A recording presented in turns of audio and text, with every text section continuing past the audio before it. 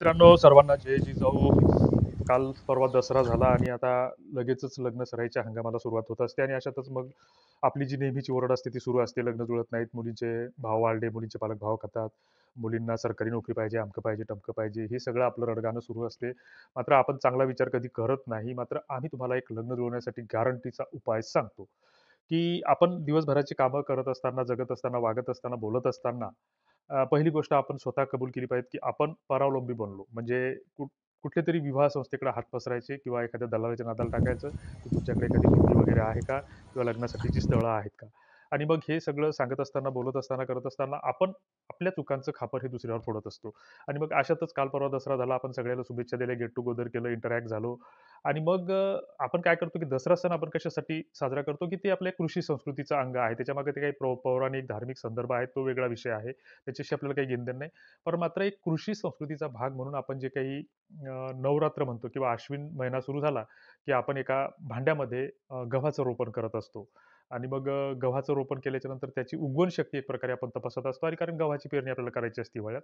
आणि मग 9 दिवस झाल्याच्या नंतर मग आपण दसऱ्याच्या दिवशी आपण काय करतो, की जे काही आपल्या घरातलं जे काही शेतीचं साहित्य असेल, वखराच्या पासा असतील, फण असतील, नांगराचं काही कुठलं साहित्य असेल, लोखंडाचं साहित्य असेल, तर ते जंग त्याला किंवा गंज लागत असतो म्हणून त्याला धुवून काढतो आणि ते मग शेतीसाठी आपण वापरत असतो. ज्वारीची खळी याच दिवसात सुरू होत असतात. जागली या दिवसात सुरू होत असतात.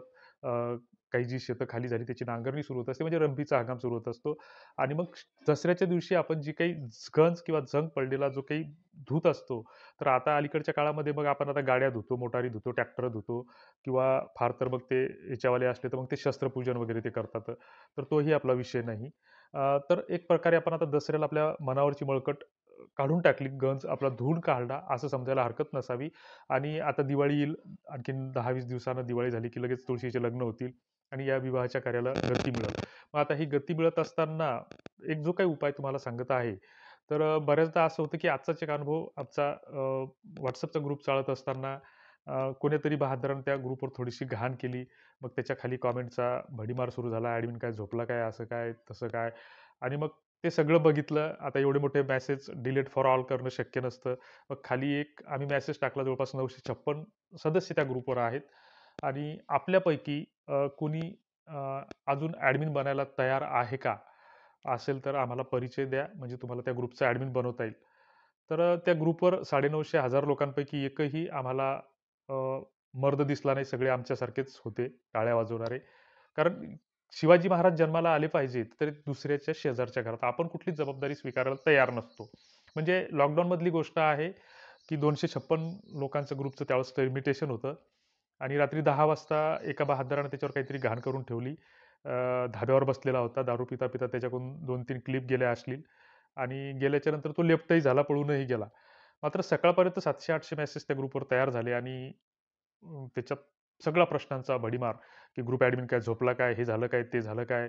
आता याची पोलिसातच तक्रार केली पाहिजे, असंच केलं पाहिजे, तसंच केलं पाहिजे. हे अशी दगडं वारंवार येत असतात, सातत्याने ॲडमिनवर येत असतात. त्याच्यामुळे आम्हाला फुकट पैसे खर्च करून त्या सगळ्या लग्न अक्षदाचं रजिस्ट्रेशन वगैरे सगळ्या प्रक्रिया कराव्या लागल्या. तर असो जी काही उपाय सांगतो आहे, तर त्याच्यातला पहिला जो उपाय आहे, टप्प्याटप्प्याने आपण बाकीचे उपाय पण पाहणार आहोत. तर आपण कुठेतरी गेट टुगेदर येत असतो. कोणाच्या तरी वाढदिवसाच्या निमित्तानं किंवा कशाच्या तरी निमित्तानं. नाहीच काहीतरी एखादी पार्टी असते, नसलंच काही तर धाब्यावर, बारवर तरी एकत्र येत असतो आणि मग आपण तिथे चर्चा करत असतो, खापरं फोडत असतो, की आमची लग्न जुळत नाहीत, मुलींचे भाव वाढले, मुलींना हे पाहिजे, ते पाहिजे. मात्र आपले अवगुण आपण कधीच सांगत नाही, की ऑनलाईनमध्ये कोणी 2 एकर कसं घातलं किंवा बरेच चांगली मुलं आहेत, सज्जन आहेत, जे कपड्याच्या दुकानावर काम करतात. पेट्रोल पंपावर पेट्रोल भरणाऱ्या मुलांची लग्नसुद्धा या प्लॅटफॉर्मवर झालेली आहेत. उगाच तो गैरसमज डोक्यातून काढून टाका, की गरिबांना मुली मिळत नाहीत. लोकांची नजर तीक्ष्ण असते. तुमच्या प्रत्येक ॲक्टिव्हिटीवरती लक्ष ठेवत असतो.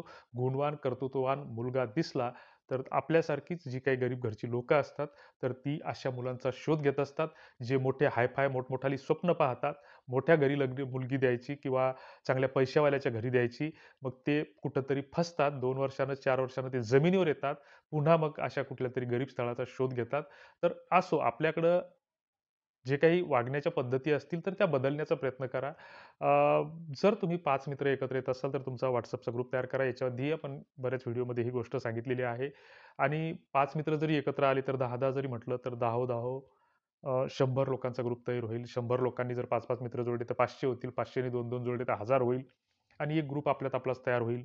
त्याच्यामध्ये परस्पर संवादी व्हा, चर्चा करा. रोज संध्याकाळी कुणाला तरी एखाद्या नातेवाईकाला फोन लावा. नसेल जमत, तर आमचं प्ले स्टोअरला जे ॲप्लिकेशन आहे किंवा WhatsApp ग्रुपच्या आमच्या लिंक तुम्हाला भेटत असतात. तर आमचे ग्रुप जॉइन करा. आमच्या ग्रुपचे ॲडमिन बना. ॲडमिन बनल्याच्या नंतर थोडंफार ग्रुपवर लक्ष ठेवायचा प्रयत्न करा. कोणी जर घाण करत असेल, जसं आपल्याला जिल्हा परिषदच्या शाळेच्या भोवताल हागणदारी करायची एक घाणेरडी सवय असते.